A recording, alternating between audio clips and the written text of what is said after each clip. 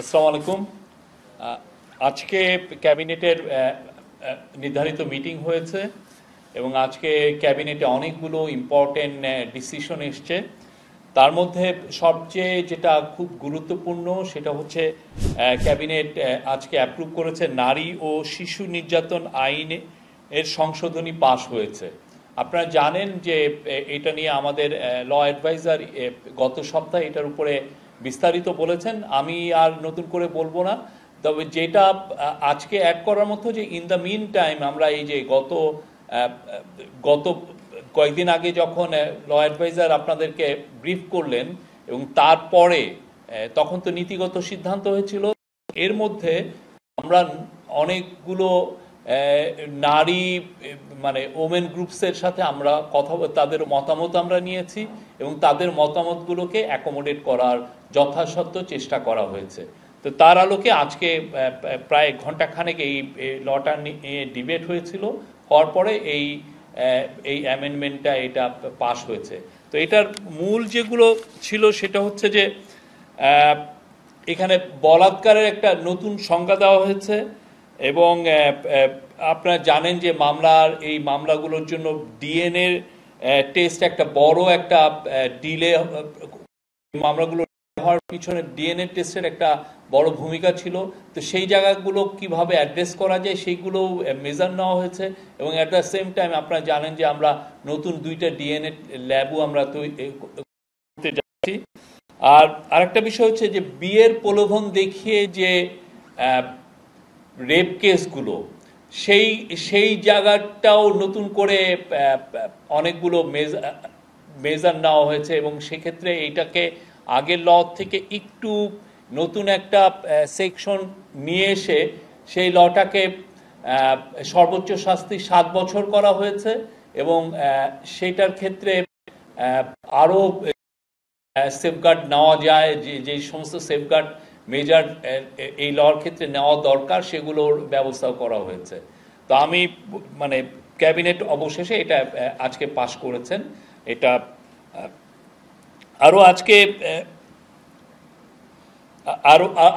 আজকে ছিল প্রকিউরমেন্ট অ্যাক্টের উপরে আজকে একটা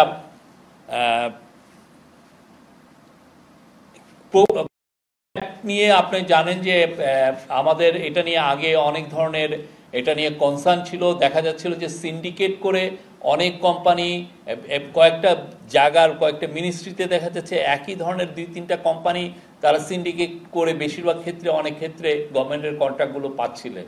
তো সেই জায়গাগুলো এতে যাতে আরও কম্পিটিটিভনেস আনা যায় সেই জন্য যে ধরনের নেসেসারি কাজগুলো দরকার ছিল, যে ধরনের অ্যামেন্ডমেন্ট দরকার ছিল প্রকিউরমেন্ট অ্যাক্টের ক্ষেত্রে, পাবলিক প্রকিউরমেন্টের ক্ষেত্রে, সেগুলো আনা হয়েছে এবং এটা আজকে এই ক্যাবিনেটে নিয়ে বিস্তারিত আলোচনা হয় এবং অবশেষে এটা পাশ হয়েছে। এটার ক্ষেত্রে এখানে প্রাক্কলিত মূল্যের 10%-এর বেশি না কম হলে টেন্ডার প্রস্তাব বাতিলের যে বিধান তা বাতিল করা হয়েছে।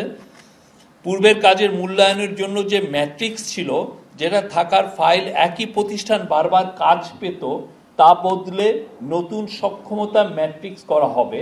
এতে সিন্ডিকেট ভাঙবে এবং অ্যাট দ্য সেম টাইম আজকে চিফ অ্যাডভাইজার প্রত্যেকটা মিনিস্ট্রিকে নির্দেশনা দিয়েছেন যে এগুলো পাবলিক প্রকিউরমেন্টের ক্ষেত্রে কারা কারা কাজ পাচ্ছেন, কি তাদের স্ট্যাটাসটা কীরকম, সেগুলো একটু জানতে চেয়েছেন উনি। এটার উপরে এটা একটা ফাইলে এটা একটা কম্পাইল হবে যে কারা কোথায় কোথায় এখানে কি কোনো সিন্ডিকেট আছে কিনা সেগুলো একটু দেখে নেওয়া হবে।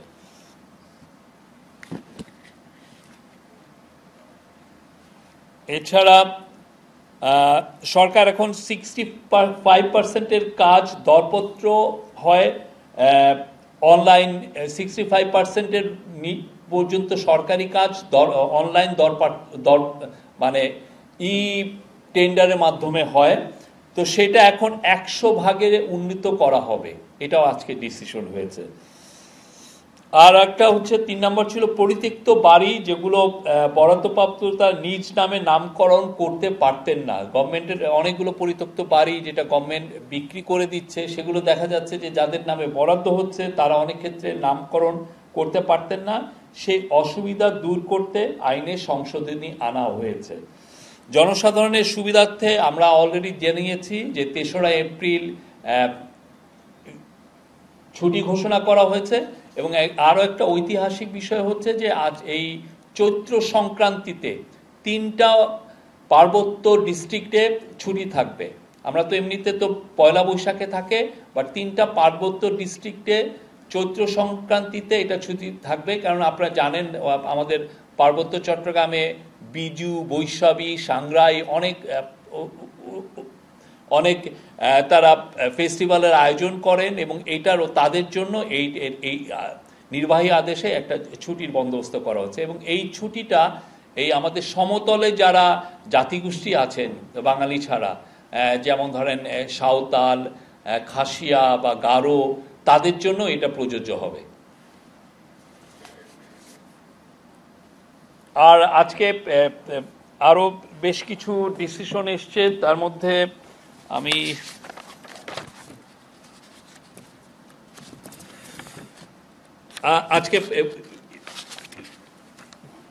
আজকে হোম অ্যাডভাইজার জানিয়েছেন যে তাকে আজকে সকাল 9টার সময় অস্ট্রেলিয়ান হোম মিনিস্টার তাকে ফোন করেছিলেন, টনি বার্গ, এবং উনি জানিয়েছেন যে আজকে এখন থেকে বাংলাদেশিদের জন্য যে ভিসা প্রসেসিং এটা ঢাকা থেকে হবে। এটা আগে নিউ দিল্লিতে নিয়ে যাওয়া হয়েছিল, কিন্তু আপনারা জানেন যে এটা কিছু অসুবিধা তৈরি হচ্ছে। তো সেই জন্য অস্ট্রেলিয়ার তরফে কালকে অ্যাম্বাসাডার জানিয়ে গিয়েছিলেন, আজকে অস্ট্রেলিয়ার হোম মিনিস্টার, আজকে আমাদের home adviser lieutenant general Jahangir Alam Chowdhury তাকে ফোন দিয়েছিলেন। এবং এটা আপনারা জানেন যে গত 31শে অক্টোবর টনি বার্গ বাংলাদেশে এসেছিলেন, তখন তার সাথে চিফ অ্যাডভাইজারের কথা হয়েছিল। চিফ অ্যাডভাইজার এই অনুরোধটা করেছিলেন যে যাতে বাংলাদেশের মানুষরা, বাংলাদেশের ন্যাশনাল যাতে ঢাকা থেকেই ভিসা প্রসেসিং করতে পারে। তো আমরা তাকে এই প্রসেসটা এখন থেকে ঢাকা থেকে শুরু হবে। এই ছিল আজকে মোটামুটি ক্যাবিনেটের মূল ডিসিশনগুলো। আপনারা প্রশ্ন করতে পারেন।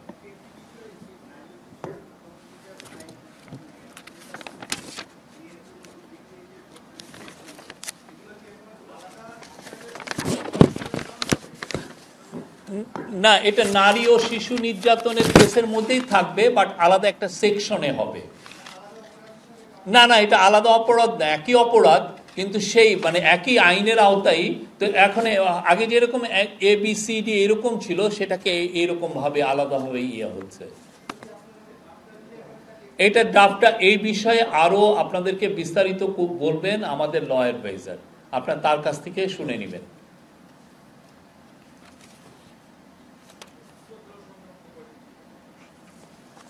একদিনের ছুটি।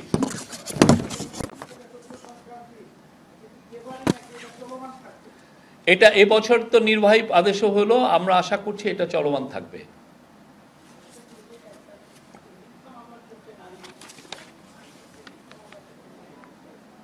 সে বিষয়ে আরো বিস্তারিত আমাদের ল অ্যাডভাইজার আপনাদেরকে এটা নিয়ে বলবেন। ঈদের ছুটি তো আমরা তো বললাম যে ঈদের যে যাতায়াতের ফ্যাসিলিটেট করার জন্য, যাতে নির্বিঘ্নে আপনারা বাংলাদেশের মুসলিম জনগোষ্ঠী যাতে নির্বিঘ্নে ঈদ পালন করতে পারেন, সেই জন্য 3রা এপ্রিল এক্সট্রা নির্বাহী আদেশে ছুটি ঘোষণা করা। আর আজকে ক্যাবিনেটে জানানো হয় যে প্রায় 1,72,000 পজিশন খালি আছে, এবং প্রফেসর আমাদের চিফ অ্যাডভাইজার পাবলিক অ্যাডমিনিস্ট্রেশনের যে সেক্রেটারি তাকে বলেছেন যে আরো বিস্তারিত করে জানাতে যে কতটা পোস্ট খালি আছে, এবং সেই ব্যাপারে সামনে কি কি মেজার নেওয়া যায়, কিভাবে রিক্রুটমেন্ট করা যায় সেটা জানার জন্য উনি এটা তাকে জানিয়েছেন, তাকে বলেছেন।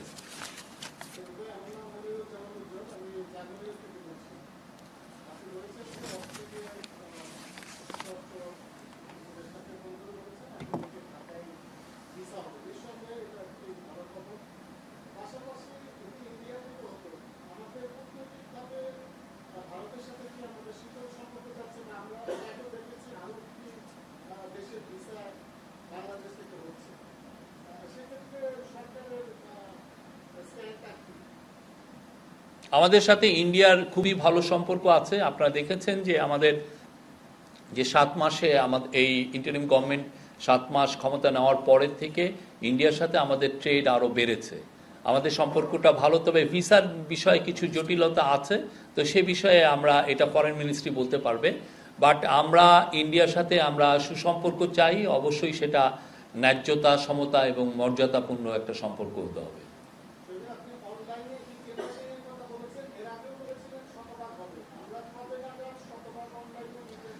এগুলো তো আপনি আউটরাইট একদিন আমরা আজকে ক্যাবিনেটের ডিসিশন হলো, বাট এটা নিয়ে তো কাজ করতে হয়। এটা অনেক ক্ষেত্রে যেমন দেখা যাচ্ছে যে আপনি উপজেলা লেভেলে ওই যারা এই টেন্ডারগুলো করছেন তাদের অনেক সময় ট্রেনিং থাকে না, তো তাদেরকে খুব দ্রুত যাতে ট্রেনিং দেওয়া হয়, কেননা এটা তো একটা প্রসিডিউরটা আপনার জানতে হবে। এটা ইচ্ছা করলেই তো আপনি হঠাৎ করে এটা করা যায় না। টেন্ডার প্রসেসটা জানাটা খুব একটু, এটার জন্য কিছু ট্রেনিং লাগে। তো সবাইকেই গ্র্যাজুয়ালি অনেককেই ট্রেনিং দেওয়া হয়েছে এবং সবাইকে ট্রেনিংয়ের আওতায় আনা হবে এবং এফেক্টিভলি আমি বলতে পারি কয়েক মাসের মধ্যে এটা আপনারা দেখবেন যে এটা 100% উন্নতি হয়েছে।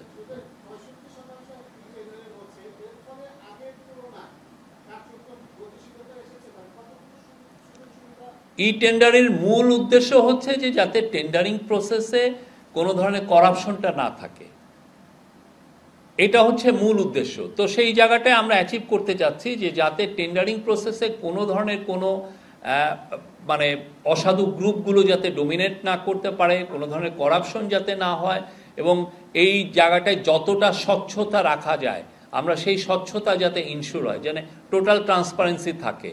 আর এটা জানেন যে আমাদের সাথে যারা ডেভেলপমেন্ট পার্টনার তারাও এটা অনেক বছর ধরে তো এই আমাদের পার্টনার এগুলো বিষয়ে বলছিলেন, তো আমরা তাদের দিকে তাকাচ্ছি না, আমরা আমাদের মতো করে আমরা চাচ্ছি যে এটা যাতে ফুল ট্রান্সপারেন্সি থাকে, যাতে মিনিমামও করাপশন না হয় এবং এই কম্পিটিটিভ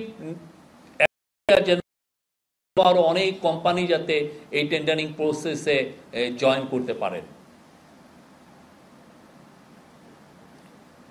ইয়েস, আমরা আমাদের নারীদের মধ্যে থেকে আমরা প্রশ্ন আশা করছি। না, ওনার আগে একটু বলুক, আপনি আবার বলবেন। নারী সাংবাদিকদের মধ্যে কোনো প্রশ্ন?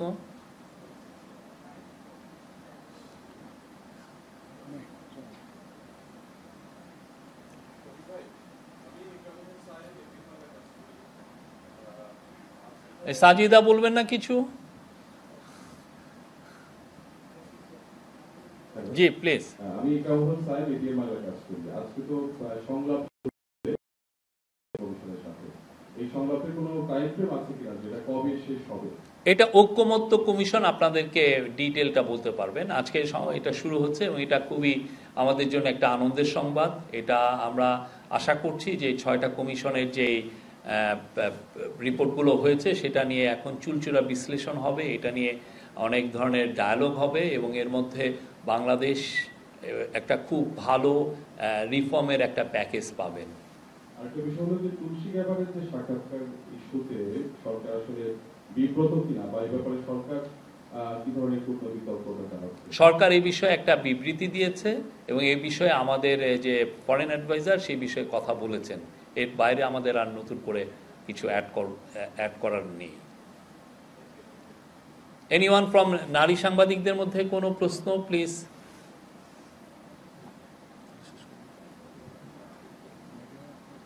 হ্যাঁ, আর একটা বিষয় হচ্ছে আপনি জানেন যে চায়নাতে আমাদের মাননীয় চিফ অ্যাডভাইজার যাচ্ছেন, এটা একটা হিস্টোরিক সফর হবে, আমরা এটা নিয়ে আপনাদেরকে বলেছি।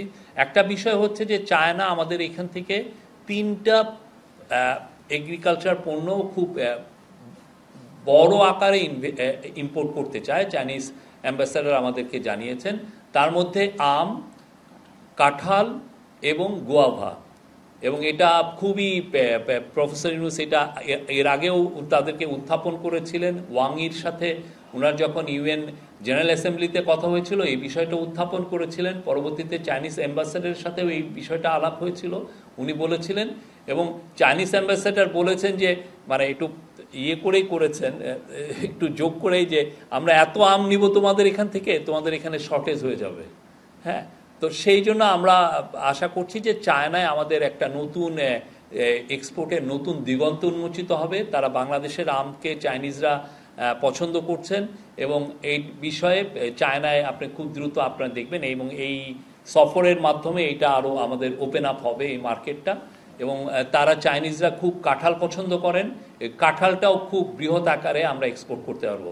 আর আমের ক্ষেত্রে যেটা হচ্ছে যে এটার স্যানিটারি ফাইটোস্যানিটারি অনেকগুলো যেগুলো স্ট্যান্ডার্ড মেনটেন করার জন্য ফাও আমাদেরকে $4 মিলিয়ন দিচ্ছে।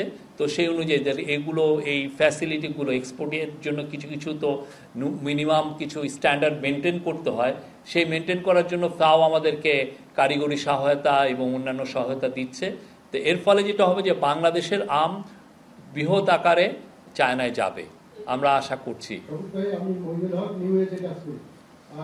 আমার একটা প্রশ্ন ছিল, চায়না প্রসঙ্গ যখন এসেছে যে আমাদের এফটিএ নিয়ে একটা কথাবার্তা চাইনিজ সঙ্গে হচ্ছে না, তো মাননীয় প্রধান উপদেষ্টার এই সফরের সময় এফটিএ নিয়ে কোনো এজেন্ডা আছে কিনা? আপনি জানেন যে এটা খুব শর্ট একটা নোটিশে ভিজিটটা হচ্ছে, তো যেগুলো আলোচনা হবে সেগুলো নিয়ে এখনও আমরা হ্যামার আউট হচ্ছে কি কি বিষয় নিয়ে আলোচনা হবে, সেগুলো এখনও ডিসকাশনের পর্যায়ে আছে। এটা পুরোপুরি যখন কংক্রিট একটা জায়গায় যাবে আমরা আপনাদেরকে জানাবো। জি,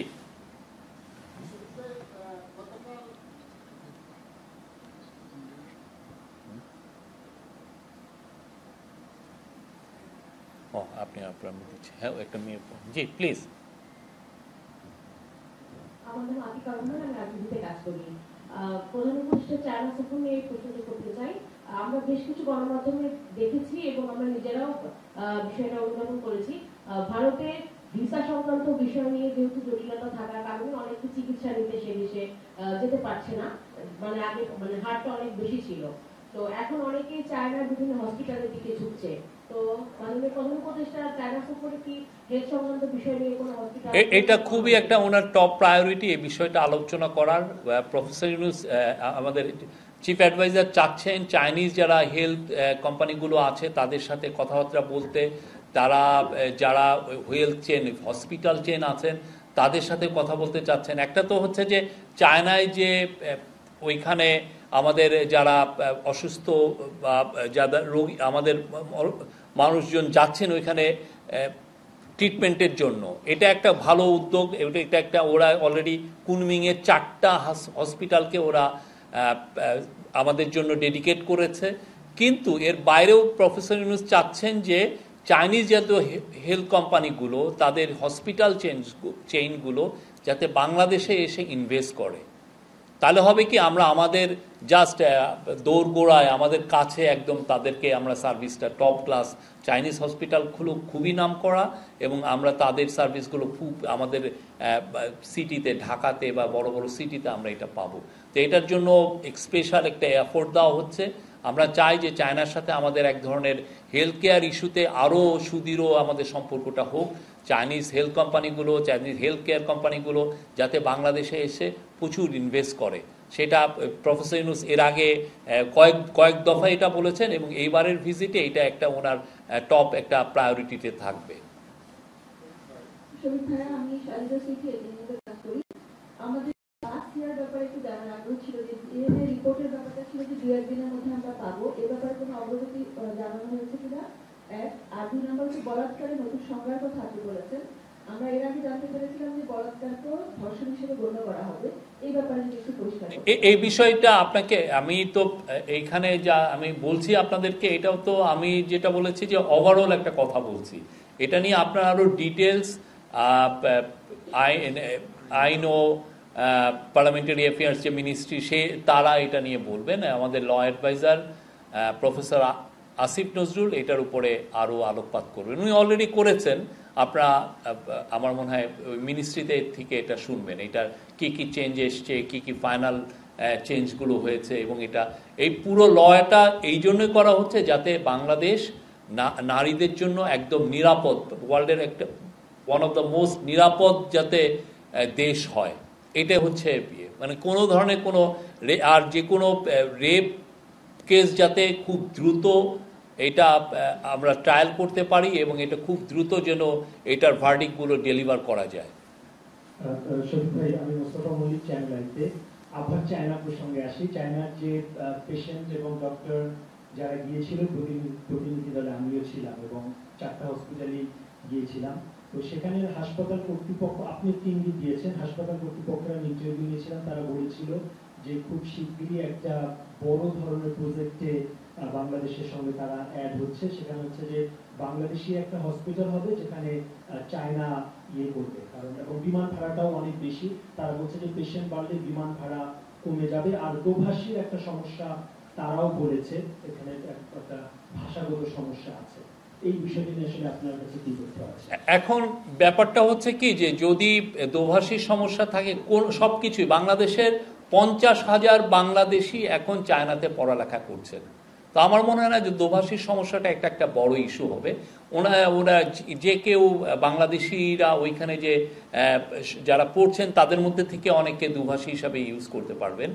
আর একটা হচ্ছে যে চায়নার চায়না যে তার হসপিটালগুলোকে আমাদের জন্য ওপেন আপ করেছে, ইটস এ বিগ নিউজ আমাদের জন্য। কারণ চায়নার যে হেলথ কেয়ার এটা খুবই ওয়ার্ল্ড স্ট্যান্ডার্ড, ওয়ার্ল্ডের খুবই নাম করা। ওদের যে সমস্ত হেলথ কেয়ার টেকনোলজি আছে এটা সত্যিকার অর্থে অনেক উন্নত দেশেও কিছু কিছু জায়গায় হয়তোবা নাই। বাংলাদেশে ওরা একটা হসপিটাল করতে চাচ্ছে, এটা ঠিক, কিন্তু হসপিটাল করার বাইরেও আমরা চাচ্ছি যে ওরা যাতে হসপিটাল চেনগুলো বাংলাদেশে নিয়ে আসে এবং ওদের ইনভেস্টমেন্ট যদি বাংলাদেশে আসে আমরা মনে করছি যে বাংলাদেশের হসপিটাল ম্যানেজমেন্ট সিস্টেম, হসপিটালগুলো আরো উন্নত হবে। আরেকটা লাস্ট, আচ্ছা, আপনারা অনেকদিন ধরে অপেক্ষা করছিলেন তাদের রিপোর্টের জন্য। আগামী শনিবার মাননীয় প্রধান উপদেষ্টার কাছে সংস্কার কমিশন তাদের রিপোর্ট আসবে।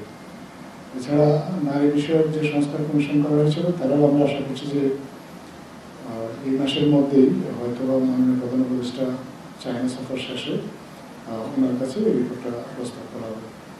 ক্রীড়াঙ্গনে সংস্কারের জন্য এবং যে বিভিন্ন ক্রীড়া ফেডারেশন এটা পরিবর্তন করার জন্য এগুলোতে একটা সার্চ কমিটি গঠন করা হয়েছিল, কিন্তু এই সার্চ কমিটির জন্য কোনো নির্দিষ্ট সময়সীমা ছিল না। আজকে এক চিঠিতে যুব ক্রীড়া মন্ত্রণালয় এই সার্চ কমিটির জন্য 20 এপ্রিল পর্যন্ত সময়সীমা নির্ধারণ করে দিয়েছে। Thank you.